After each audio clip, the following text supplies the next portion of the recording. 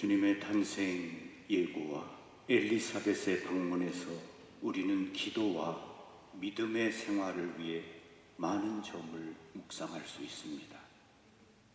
두 일화는 다 역사적이고 지리적인 연관성을 지니고 있습니다.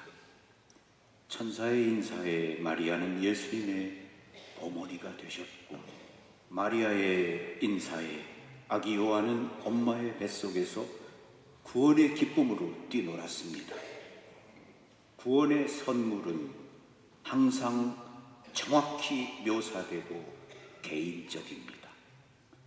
하느님의 은혜롭고 놀라운 방법으로, 하느님은 은혜롭고 놀라운 방법으로 인간의 집에 들어가십니다.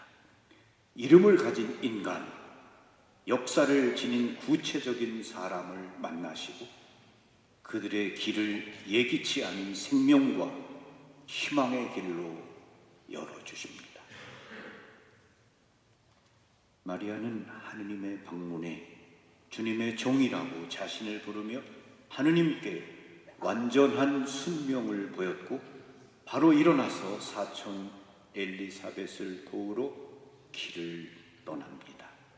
마리아는 이웃사랑을 통해 하느님 사랑을 보여드립니다. 인간에게 봉사하지 않고 하느님을 섬길 수는 없습니다. 마리아의 엘리사벳 방문에는 선교의 의미가 담겨 있습니다.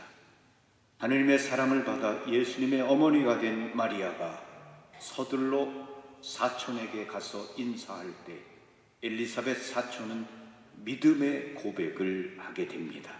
그리고 태중에 아기가 뛰어놉니다. 마리아가 선행을 하는 것은 결국 그리스도를 모셔가는 것으로 끝이 납니다. 그리스도인의 진정한 애덕은 마리아의 애덕과 같은 것이어야 합니다. 그 애덕은 항상 선교의 가치가 있는 행동으로 변해야 합니다. 마리아의 방문을 받고 엘리사벳이 한 인사는 주님의 어머니의 위대하심을 높이 기리는 찬가인 동시에 신앙의 고백이었습니다. 마리아가 축복을 받는 그 원천은 하느님이시고, 그러므로서 예수님이 주님이심을 선포하는 것입니다. 성모 신심에 권위가 있으려면 항상 하느님을 모셔가야 합니다. 모든 영혼을 마리아를 통해 예수님께 인도해야 합니다. 성령은 믿음과 구원에 보이지 않는 주연이십니다.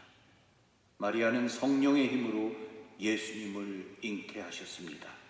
엘리사벳은 성령으로 가득 차서 마리아에게 일어난 일을 이해하였습니다. 그리고 이런 구원사 앞에서 경이롭고 놀라운 외침을 표현합니다.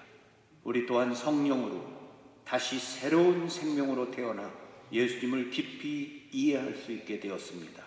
우리 또한 성령의 힘으로 복음을 증거할 힘을 가지고 있고, 주님을 다시 알아볼 능력이 있으며 하느님을 아빠라고 부를 수 있습니다.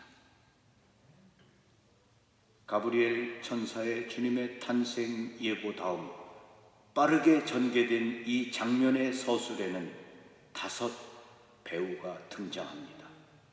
눈에 보이는 2 사람은 마리아와 엘리사벳이고, 보이지 않는 2 사람은 엄마 뱃속에 있는 예수와 요한입니다. 그리고 또 보이지 않는 배우이신 성령이 계시어 엘리사벳의 대답에 영감을 주십니다. 엘리사벳은 성령으로 가득 차 큰 소리로 외칩니다. 당신은 여인들 가운데 가장 복되시며 당신 태중의 아기도 복되십니다. 내 주님의 어머니께서 저에게 오시다니 어찌된 일입니까? 2 여인이 만나서 하는 대화는 하나의 독백으로 표현됩니다. 마리아는 이 만남의 중심에 계시지만 침묵하고 계십니다. 예수님의 어머니는 현존하시나 침묵하시며 조용히 계십니다. 엘리사벳은 사촌의 방문에 놀라면서 경탄으로 마리아를 묵상합니다. 마리아는 하느님으로부터 복되다고 선포된 여인이고 예수님의 어머니이시며 참으로 믿는 분이셨습니다. 그 말의 중심에는 주님의 어머니라는 확신이 있었습니다. 이것은 참으로 믿음을 고백하는 신앙입니다. 엘리사벳은 가브리엘 천사가 예고한 사건을 처음으로 해석하고 믿은 여인입니다. 그리고 동시에 예수님의 어머니라는 마리아의 정체성을 다시 인식하였습니다. 또 그 아들의 정체성도 인식하였으니 그분은 바로 주님이십니다. 주님이란 호칭은 천사가 마리아에게 전한 모든 메시지를 요약하는 것입니다. 동시에 예수님이 부활하신 공동체가 예수님께 드린 믿음의 호칭이기도 합니다. 엘리사벳이 내 주님의 어머니라고 마리아를 부른 것은 신약 성서에서 읽을 수 있는 가장 빛나는 마리아의 호칭입니다.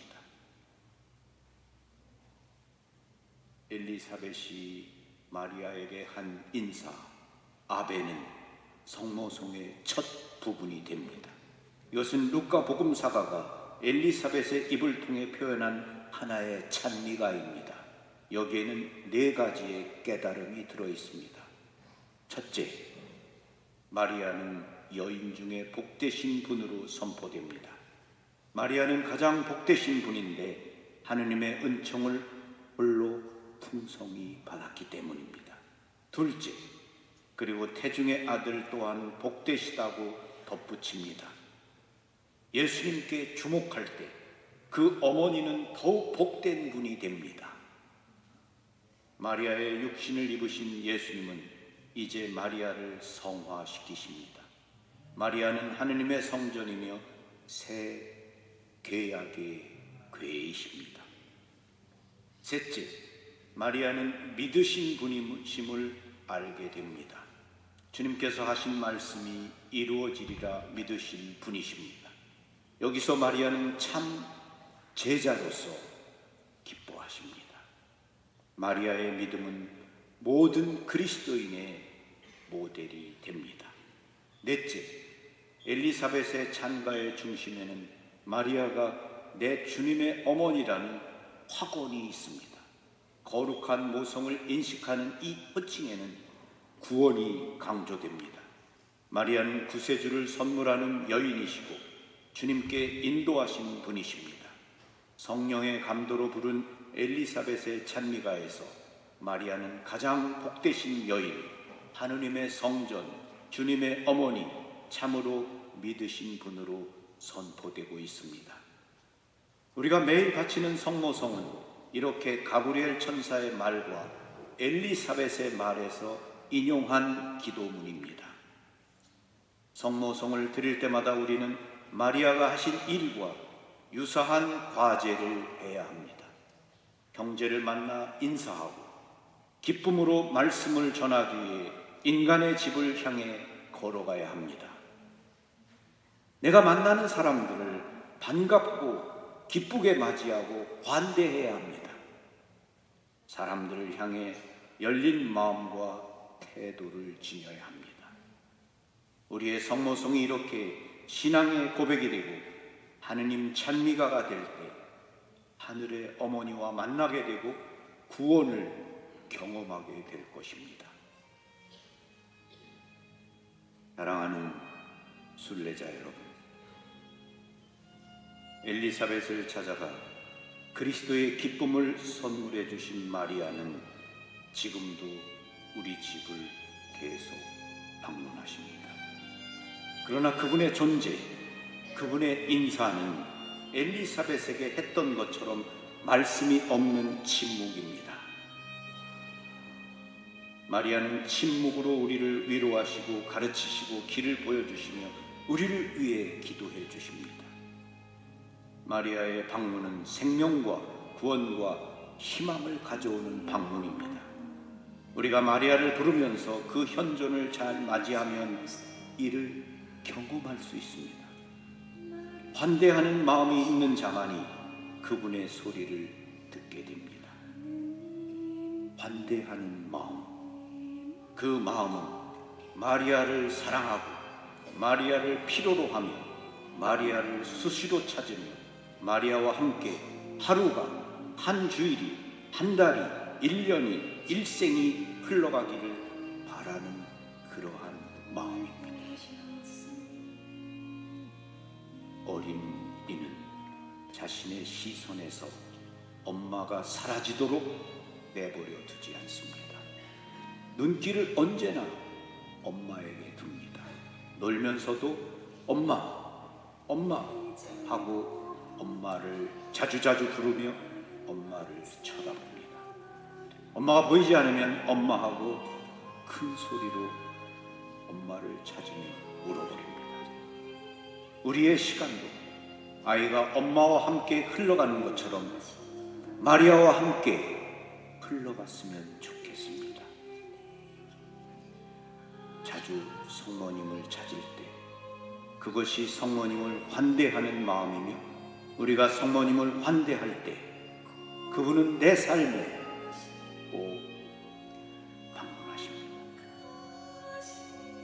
다 같이 따라해 주세요. 나는 티 없으신 성모님을 사랑해요.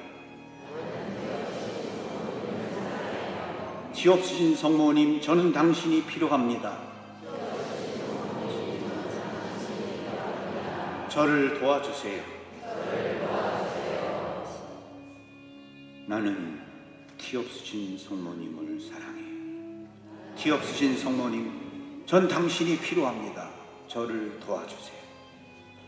하루에도 수십 번씩 기쁘고 즐거운 순간에도 또 어렵고 힘든 순간에도 여러분들이 티 없으신 성모님, 전 당신을 사랑합니다. 저와 함께 해주세요. 저를 도와주세요. 라고 말씀드리며 여러분의 시간이 마리아와 함께 흘러가는 시간이 된다면 여러분은 행복한 사람이 될 겁니다.